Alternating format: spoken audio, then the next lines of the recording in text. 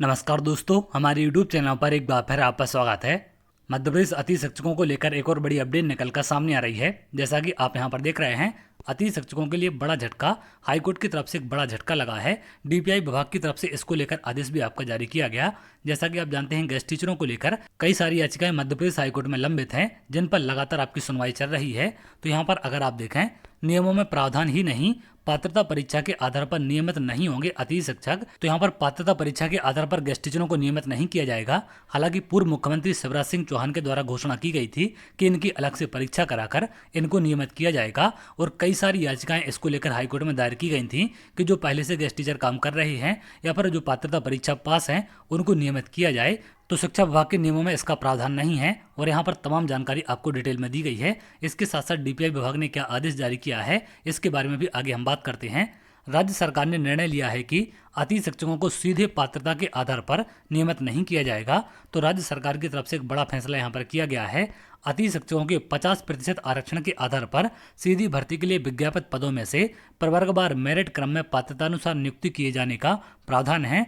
राज्य सरकार ने उच्च न्यायालय खंडपीठ में अतिथि शिक्षकों की याचिका की सुनवाई के बाद नियमों का उल्लेख करते हुए याचिकाकर्ताओं के नियमितीकरण के आवेदन को निरस्त कर दिया। तो इनकी याचिकाओं का उल्लेख करते हुए इनके आवेदन को निरस्त कर दिया गया है, जिसमें नियमितीकरण की मांग गेस्ट टीचरों के द्वारा की गई थी। यहाँ पर और नीचे तमाम जानकारी है। सीधी निवासी मनीष कुमार गुप्ता और अन्य ने उच्च न्यायालय खंडपीठ जबलपुर में अतिथि शिक्षकों को नियमित करने के संबंध में याचिका लगाई थी। हाईकोर्ट ने राज्य सरकार को इस मामले में सुनवाई के बाद नियमानुसार निर्णय करने के निर्देश दिए थे। याचिकाकर्ताओं ने अपने अभ्यावेदन में उल्लेख किया था कि वे शिक्षक पात्रता परीक्षा उत्तीर्ण हैं तथा डीएड बीएड प्रशिक्षित हैं एवं 3 वर्ष से लेकर 15 वर्षों तक लगातार अतिथि शिक्षक के रूप में पढ़ाने का अनुभव है। अन्य राज्यों में भी अतिथि शिक्षकों को नियमित किया गया है।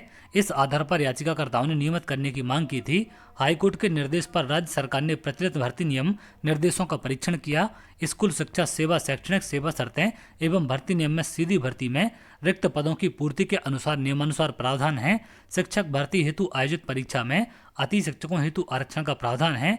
शैक्षणिक संवर्ग अंतर्गत सीधी भर्ती के शिक्षकों के पदों के उपलब्ध रिक्तियों की 25% रिक्तियां अति शिक्षक वर्ग के लिए आरक्षित की जाएंगी, जिनके द्वारा न्यूनतम 3 शैक्षणिक सत्रों में एवं 200 दिवस मध्य प्रदेश शासन द्वारा संचालित शासकीय विद्यालयों में अति शिक्षक के रूप में कार्य किया गया है।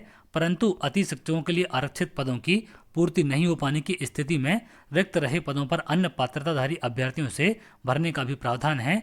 मध्य प्रदेश राज्य स्कूल शिक्षा सेवा शैक्षणिक संवर्ग सेवा शर्तें एवं भर्ती नियम में दिसंबर 2024 को संशोधित कर अति शिक्षक को सीधी भर्ती में 50% आरक्षण का प्रावधान किया गया था।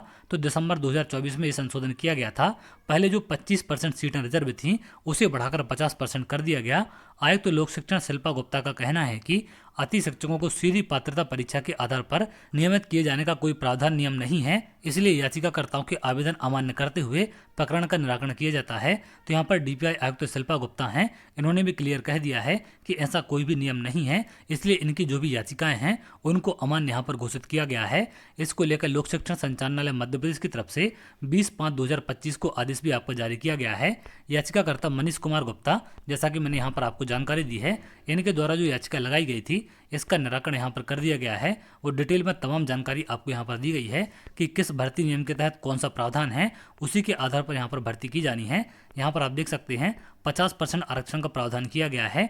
इसमें कंडीशन आपकी 3 शैक्षणिक सत्र और 200 दिन कम से कम होने चाहिए। तो इनको 50% सीटों के अंतर्गत भर्ती में शामिल किया जाएगा, लेकिन इनको नियमित नहीं किया जाएगा। ये कंडीशन विभाग की तरफ से और हाईकोर्ट दोनों की तरफ से क्लियर कर दी गई है। तो जो भी याचिकाएं हाईकोर्ट में लंबित थी उनका लगातार निराकरण आपका हो रहा है, और इस प्रकार के आदेश भी डीपीआई से जारी किए जा रहे हैं।